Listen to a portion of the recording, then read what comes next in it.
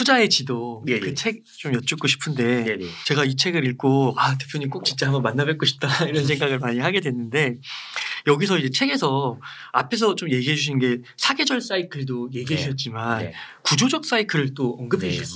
맞습니다. 네. 그래서 사계절 사이클은 아까 이제 봄, 여름, 가을, 겨울 네. 구조적 사이클이라는 거는 예. 어떻게 좀 저희가 볼 수 있을까요? 5년 이상 장기 투자를 위해서는 구조 사이클을 반드시 좀 알아야 된다라고 저는 생각하고 있는데요. 네. 이 구조 사이클이라는 게 뭐냐면 경기 사이클은 뭐 그러니까 리세션이 오고 그 다음에 회복하고 확장하고 다시 침체하고 이런 그래서 그걸 저희가 봄, 여름, 가을, 겨울로 말하는 것처럼 구조적 사이클은 두 개의 사이클이 서로 교체되는데 하나는 기술의 시대, 하나는 세계화 시대라는 거죠. 이게 사실은 세계화 시대는 글로벌라이제이션이라고 하고 그거에 반대말은 로컬라이제이션이니까 사실 세계화 지역화 이렇게 말해야 되는데 그 로컬라이제이션 시대 지역화 시대의 가장 큰 특징이 기술 기업이 주도하는 시대가 돼요. 보통 그 언제냐면 1920년부터 1970년 초까지 네. 이때는 지금 저희가 쓰고 있는 모든 기술 그러니까 전자 관련된 기기나 이런 것들이 다 그때 나왔습니다. 냉장고, 세탁기 뭐 이런 모든 것들 그다음에 심지어는 항공기 지금 우리가 보잉 뭐 747 뭐 이렇게 말하는 그 지금 최고 속도 그때 이미 나온 속도고 더 갱신하지 않았어요. 왜 로컬라이제이션 그러니까 그 지역화 시기에 기술이 발달하냐면 세계화 시대는 어떤 시대냐면 교역으로 돈을 버는 시대라서 네. 기술을 안 사용합니다. 기술 개발에 들어가는 돈이 아까워져요.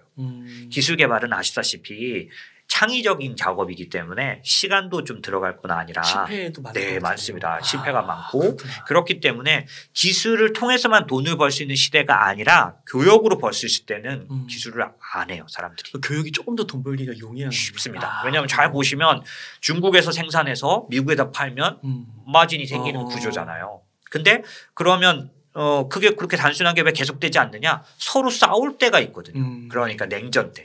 그때는 할 수도 없었잖아요. 중국에서 어떻게 생산을 합니까? 서로 오고 가지 않는데.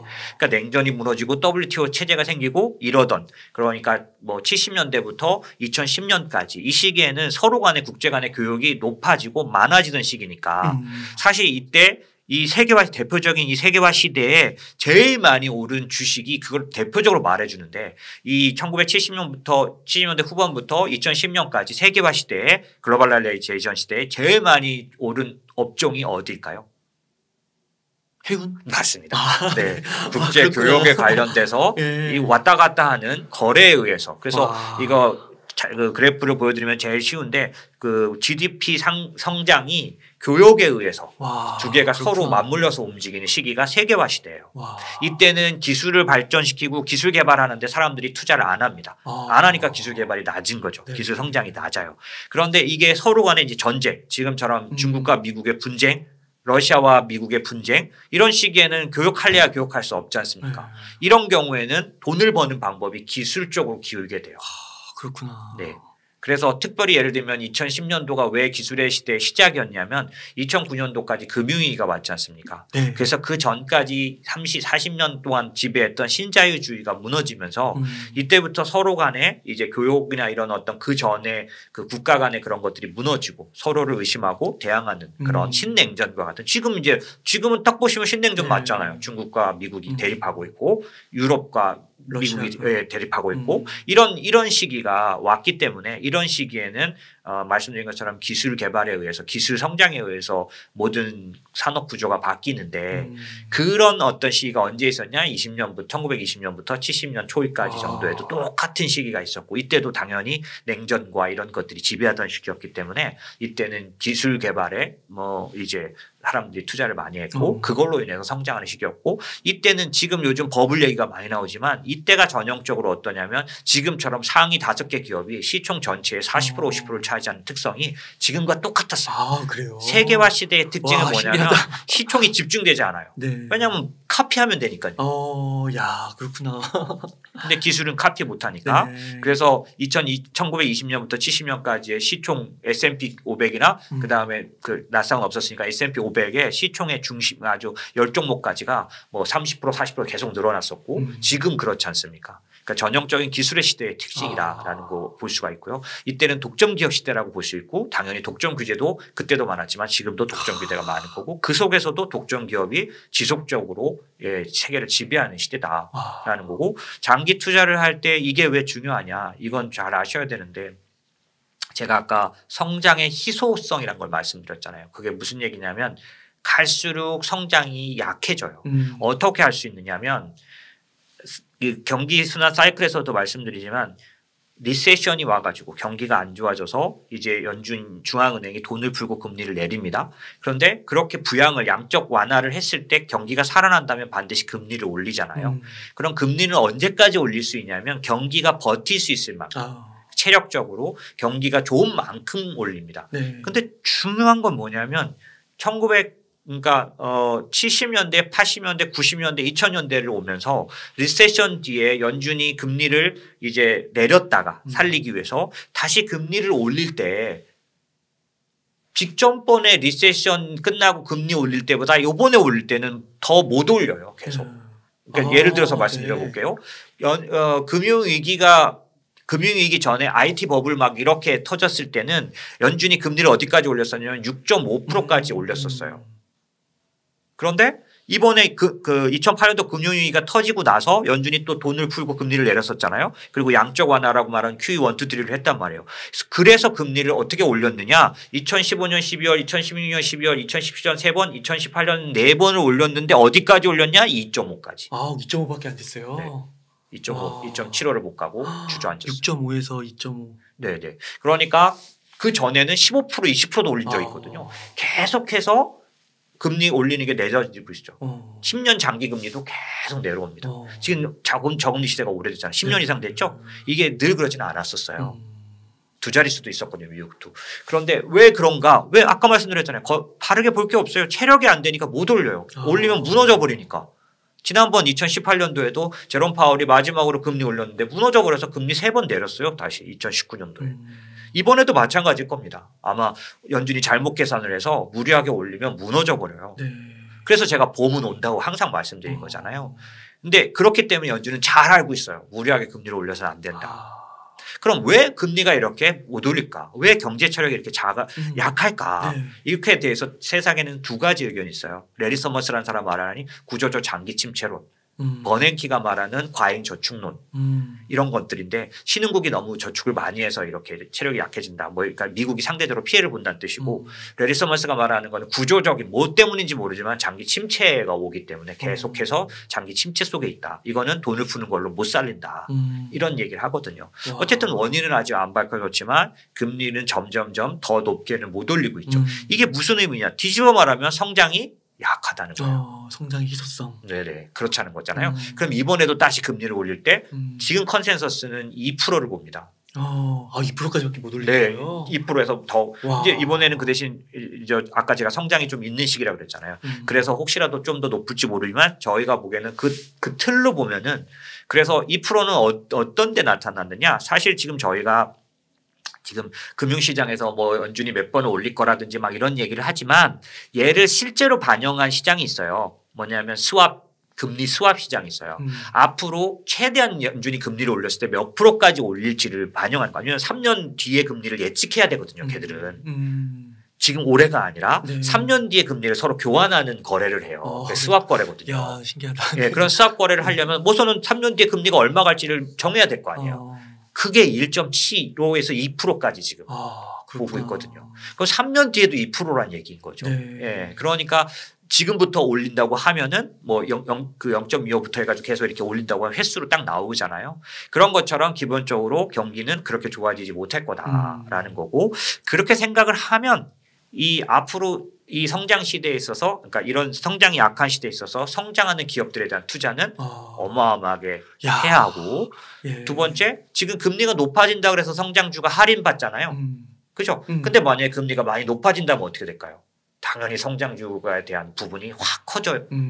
그렇죠? 지금 만약에 5%까지 올릴 수 있다 그러면 지금 기술주가 더 빠지겠죠. 근데 지금 2%까지 빠지는 걸 보고 이 정도일 거거든요. 근데 만약에 지속적으로 높은 금리를 못 간다면 성장주는 계속 메리트가 있을 거잖아요. 그러면 저는 궁극적으로 이렇게 생각합니다. 왜 그럼 이렇게 성장하지 못할까? 그다음에 왜 성장주를 투자해야 되냐를 저는 어떻게 보냐면 지금이 구경제 시대이기 때문에 그래요. 구경제요? 네. 구경가 무슨 얘기냐면 패러다임이 바뀌고 세상에 주도하는 기업들이 바뀌었지만 미국조차도 디지털화된 게 9.6%밖에 안 돼요. 아 진짜요? 네. 네. 와, 난 되게 단데 무섭게 이루어지고 있지만은 9.6%밖에 안 돼요. 그러니까 지금도 연준이 왜 계속 무너지면 돈을 풀고 해서 살리냐면 이 상황에서 그냥 그 자연의 법칙대로 죽을 놈은 그대로 죽게 내버려두면 코로나 때 만약에 부도날 기업을 내버려두면 무슨 일이 생기냐면 만약에 기업들이 많이 망하잖아요. 그러면 기업들에게 대출을 준 데가 어디죠? 은행이에요. 은행이 망하게 되잖아요. 그럼 이건 시스템 리스크라 그래요. 이거는 못 살려요. 네. 금융위기 때 연준은 그걸 심하게 경험했어요. 그게 은행 위기였잖아요. 그래서 은행부터 살리는 거예요. 이번에도 코로나 때도 일단 SMCCF라 그래서 정크본드 사주겠다. 이러면서 부도 못 나게 해버렸잖아요. 왜 부도가 나면 은행이 부실해지고 은행이 부실해지면 이 위기는 멀리 가요. 그러니까 그것부터 막았잖아요. 근데 만약에 이 구경제가 신경제로 많이 바뀌어 있다면 적어도 50-50라도 돼 있다면 이때는 부도를 내도 이 신경제 산업들은 안 무너져요. 어떻게 할 수 있느냐. 코로나가 왔을 때 언택이라는 말 생각하시죠? 무슨 얘기예요? 돈도 엄청 이게 뭐냐면 지금 제 책 제목 안에 목차 중에 이거 있어요. 주식시장은 경제가 아니다. 그게 무슨 얘기냐면 네. 경기가 나빠지는 경제적으로 안 좋아지고 그 경기가 안 좋을 때 S&P 500 기업 중에 많은 비율의 기업이 경기를 안 타요. 언택이란 말이 뭐예요? 경기를 안 타는 거예요. 만약에 지금 다시 연준이 금리를 많이 올려서 경기 위축이 와서 경기가 나빠지는 위기가 또 막 부각되잖아요. 그러면 또 기술적으로 오를 수밖에 없어요. 네. 왜? 걔네는 경기를 안 타거든요. 네. 제가 이렇게 오래 설명은 못하지만 언택이 왔던 이유는 걔들은 경기를 안 탄다는 뜻이에요. 코로나가 와도 더 번다는 얘기죠. 그러니까 이걸 이렇게 이해하시죠. 얘네가 올라갔고 얘네들이 코로나니까 온라인 주문이 많아서 얘들이 오른 거야. 이렇게 생각할 수도 있지만 반대로 코로나 같은 셧다운 위기가 와도 얘들은 계속 돈을 버는 기업이라는 뜻이잖아요. 올라간다는 그렇죠. 거죠. 경기를 안 타는 거죠. 야, 그렇구나. S&P 500 전체에서 핀비즈 같은 데 들어가 보면 경기를 타는 그런 업종과 기업의 숫자가 작아지고 있습니다. 점점. 아, 그래요? 점점 작아져요. 그래서 코로나 때 여러분들은 어떻게 생각할지 모르지만 두세 달 만에 주가가 올라가는 거 이거 미친 거다라고 생각하셨을 거예요. 당연한 거네요. 하지만 당연한 거죠. 어떻게 보면. 왜냐하면 걔들은 경기를 안 타거든요. S&P 500은 잘 생각해 보세요. 전체 기업이 아니에요. 전체 기업은 경기를 타는 게 더 많아요. 근데 우린 지금 뭘 말하고 있나요? 최고 기업 500개를 말하고 있잖아요. 와, 네. 최고 기업 중에는 경기를 안 타는 게 다수란 얘기예요. 그렇구나. 그죠? 이게 경제 구조가 바뀌었다는 거예요. 이게 신경제까지 많이 바뀌게 되면 어떻게 될까요? 사실 아까 말한 대로 위기가 올 때 연준은 전에처럼 돈을 풀지 않아도 돼요.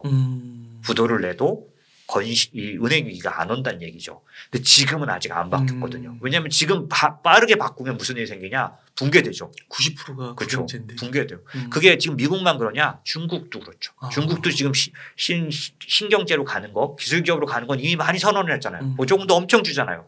하지만 자기네들을 일자리를 떠받치고 있는 건 다 구경제입니다. 미국도 마찬가지. 네. 그래서 이번에 나온 빌드백 베러가 뭐냐면 신경제를 부양하되 일자리를 신경제에서 만들어주는. 네. 그러니까 구경제의 일자리를 신경제로 이동시키는 인프라 정책이잖아요. 이게 잘 됐어야 지금이 사실 시장이 꼬여 있는 게 좀 그게 안 돼서 그런데 그게 잘 돼서 점점 그게 이동이 된다면 실제적으로는 미국은 다른 나라보다 훨씬 더 신경제 비중이 높으면서 이런 경기 방어적인 그런 부분이나 그다음에 그 금융 구조에서도 탄탄해지는 거죠. 속도를 낼 수 있는 거죠. 중국도 결국 그거 하려는 겁니다. 왜 그러냐면 그래서 지금 신기술이나 어떤 신경제에 대해서 막 보조금 주고 있는 거잖아요. 근데 통째로 흔들어 놓지 못하니 균형을 유지하면서 그래서 부동산 기업을 막 몰아붙였다가 안 돼서 지금 또 풀어주고 있는 거잖아요. 아, 그렇구나. 저변에 그런 큰 흐름이 있는 그렇죠. 거네요. 네. 아, 네.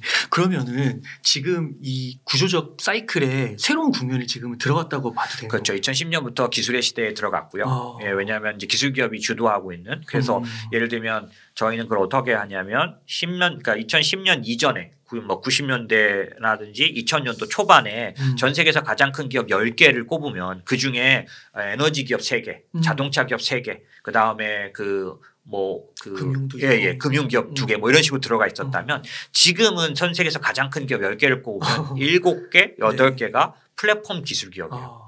그만큼 시대를 주도하는 기업이 바뀐 거죠.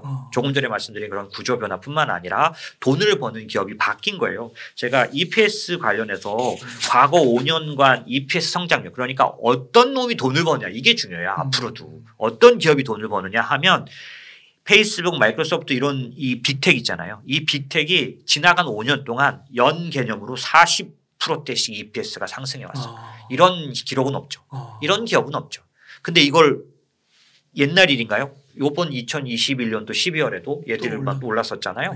아시다시피 실적이나 이런 거에서 충분히 자신을 증명했잖아요. 그렇죠? 그러니까 이런 게 왜 가능하냐라고 봤을 때 기술의 시대이기 때문이고 당연히 이렇게 성장하고 돈을 버는 기업에 돈을 넣고 있다면 내가 잘못 판단한 건 아니고 갑자기 패테일 리스크에 의해서 폭락이 오는 한이 있더라도 주식 시장에서 내가 선택한 이 기업들의 주가는 떨어질지언정 그들이 돈 버는 건 바뀌는 건 아니라는 거죠. 기회네요. 기다리면 되는 거죠. 오히려 기회. 확신을 갖고 버틸 수만 있다면 돈을 버는 기업의 주가가 오르는 건 상식이죠. 한 해만이 아니라 작년도 코로나 때 잠깐 오른 뭐 펠로톤이나 그 데이터 뭐 이런 쪽들이 지금 그게 허수였다라고 이렇게 되고 있지만 얘들이 만약에 올해도 돈을 번다면 그죠? 그러면 매년 돈을 번다면 증명하는 거잖아요. 그런 것처럼 매년 돈을 버는 기업들에게 우리가 투자를 하고 있다면 사실은 금융시장 사이클에 의해서 폭락이 오더라도 버틸 수 있는 힘이 있고 그러면 반드시 가격은 회복된다. 그러면 이렇게 생각할 수 있는 거죠. 이 위기가 올지 못 올지 이런 걸 판단하는 걸 우리가 잘 못한다면 위기가 온 뒤에도 가치가 살아있을 기업에게 좁히면 되잖아요. 투자 대상을. 그런데 그 좁히는 방법의 가장 확률이 높은 방법이 뭐냐? 기술주에서 찾는 거라는 거죠. 기술의 시대니까. 네. 그러면 그게 2010년부터 시작해서 한 3, 40년 가는 건가요? 네. 원래 기술의 시대와 그 세계화 시대가 50년 정도 사이클이에요. 50년. 그래서 지금 앞으로 10년이 갔고 앞으로 한 40년 정도 30년 40년 정도 남아있는 걸로 보여지죠. 그럼 국내에서 아까 삼성전자, 네이버, 카카오를 좀 말씀해 주셨는데 이 세 개도 기술주 영역이 좀 들어갈 수가 있다고 봐야 되나요? 기술주 영역이 훨씬 더 강하죠. 그래서 이번에 더 많이 빠진 겁니다. 기술주 종받은 거 이건 분명할 겁니다. 왜냐하면 작년까지 해서 아시다시피 BBIG라고 말하고 저희는 이제 연금에서 주도 업종 투자를 해요. 주도 업종은 기록으로 보면 2년 3년 정도 동안에 그 일반 기업들보다 10배에서 20배 정도 더 가격이 오르는 경향이 있어요. 대신 주도 업종 사이클이 2, 3년 정도 유지되거든요. 그래서 저희는 연금에서 주도 업종 2, 3년간 투자해요. 근데 BBIG가 주도 업종이었잖아요. 그게 다 성장주 기술주 기반이고요. 놀라운 건 아시아에서 한국이 제일 높습니다. 그러니까 시가총액 10위 안에서 이 기술주 비중 이게 아시아 그래요? 1등이에요. 야, 우리나라 대단하네요. 근데 그만큼 저희가 사실 비전이 있는 나라인데 뭐 배당을 잘 안 하고 그다음에 요즘 그 분할 상장 같은 그런 나쁜 뭐 여러 가지 것들이 있어서 그렇지 사실은 기업은 괜찮습니다. 그러니까 국가적으로 봤을 때 그런 산업 변화가 되게 잘 됐다는 잘 거잖아요. 됐죠.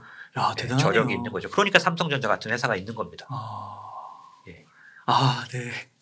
와, 대표님, 저 진짜 이런 말씀을 처음 들어보는 것 같아요. 제가 어디서 들을지 못하는 그런 말씀을 해주신 것 같아서 너무 감사의 말씀드립니다. 아이고. 그럼 대표님 혹시 이제 마지막으로 네네. 조금 혹시 해주실 말씀 있으실까요? 네. 제가 지금 기술의 시대 같은 걸 말하면서 방향을 말했잖아요. 그 방향을 맞추면 때를 잠깐 좀 참아야 될 때가 오더라도 큰 손해를 보거나 그렇지 않고 결국엔 그러니까 열매를 따게 돼요. 근데 방향을 맞추고도 조금 아쉬운 점들이 있는데 뭐냐면 너무 속도에 집착할 때가 있다는 거죠. 그러니까 빨리 부자가 되고 싶고 빨리 일정 금액을 갖고 싶은 마음이 있는데 이게 어떻게 나타나냐면 제가 작년 말 올해 초에 나온 데이터를 봤어요. 한국의 서학개미들이 어디다 투자했길래 이렇게 손실률이 크냐. 미국 시장도 많이 올랐는데 저도 궁금해서 봤어요. 근데 정말 좋은 데다 투자하셨더라고요. 그러니까 제가 아까 말씀드렸던 미국 반도체 지수에 투자하고 그다음에 QQQ라고 말하는 나스닥 100 지수에 투자하고 뭐 주요한 그런 데도 투자하셨더라고요. 근데 손실률이 높아요. 막 30% 40% 왜 그런가 봤더니 3배 레버리지들을 사신 거예요. 네. 그래서 우리 투자자님들이 생각하는 거 방향 맞아요. 이거 어차피 올라가서 투자하는 거 아니냐. 너도 올라간다고 하는 거 아니냐. 그건 맞는데 이 레버리지가 언제 나쁘냐면 빨리 떨어지는 급락 국면에서 사람을 견디지 못하게 첫 번째 청산될 수 있어요. 너무 이게 크게 빠지기 때문에 그러니까 뭐냐면 반대 매매 뭐 이런 것처럼 그런 게 가능하잖아요. 그러니까 옵션은 그게 있거든요. 두 번째는 심리적으로 취약해서 이거를 좋을 때 버리게 만들어요. 옵션에 그게 있는 거예요. 옵션에 거래이 취소되는 게 있죠. 그래서 제가 2018년도 2월 달에 그때도 똑같이 금리 빨리 오른다는 것 때문에 폭락이 왔는데 하루에 없어진 ETF도 있어요. 마진콜 걸려가지고. 그렇구나. 레버리지 크게 쓰면 그렇게 돼요. 그래서 저는 이제 말씀드리고 싶은 건 뭐냐면 방향을 잘 정하신 다음에는 너무 빠른 방법으로 달성하는 것보다는 분할 매수라든지 뭐 이런 조금 더 장기적인 투자들 그러니까 맨날 말로만 장기적으로 이렇게 하니까 사실 좀 명확하지 않은데 지금 말씀드린 것처럼 포트를 나눠서 1, 2년짜리에는 다른 걸 넣고 그다음에 좀 더 장기적 연금 같은 거에는 지금 말씀드린 것처럼 너무 빨리 달성되기보다는 왜냐하면 빨리 달성돼서 40% 50%를 내더라도 아까 제가 복리 설명드렸잖아요. 큰 돈이 안 돼요. 그러니까 5천만 원 갖고 이번에 막 2천만 원, 2,500만 원 벌었어요. 이거 큰 돈이지만 이거 갖고 집 옮기지 못하잖아요. 그렇죠. 평생은 안 되죠. 그 안 되잖아요. 근데 이걸 복리로 10년이 가고 20년이 가면은 큰 돈이 돼요. 단 10%인데도. 그러니까 그것만 할 수는 없지만 그것도 꼭 하셔야 된다는 거죠. 인생을 좀 도움이 되는 돈을 만들려면 묵힐 수밖에 없다. 복리를 이용할 수밖에 없는 돈들이 있어요. 그런 것들도 그것만 하라는 거 아니고 그것도 같이 가져가시라. 기술주를 투자하더라도 나눠서 이렇게 하시라. 그게 마음도 탄탄하고 그다음에 인생에서 갑작스러운 위기가 오지 않도록 이제 좀 탄탄하게 갈 수 있다. 이렇게 말씀드릴 수 있죠. 네. 투자의 지도까지 책을 읽으셔가지고 디테일한 거 꼭 챙기셔가지고 꼭 장기적으로 안전한 그런 부자의 길로 들어서면 너무 좋을 것 같습니다. 감사합니다. 그러면 대표님 한 이 정도에서 마무리해도 될까요? 예, 그렇죠. 이렇게 해서 투자의 지도의 저자이신 장재창 대표님을 모시고 이야기를 나눠봤습니다. 긴 시간 동안 유익한 인사이트 많이 나눠주셔서 감사의 말씀드립니다. 오늘 고생 많으셨습니다. 네, 감사합니다.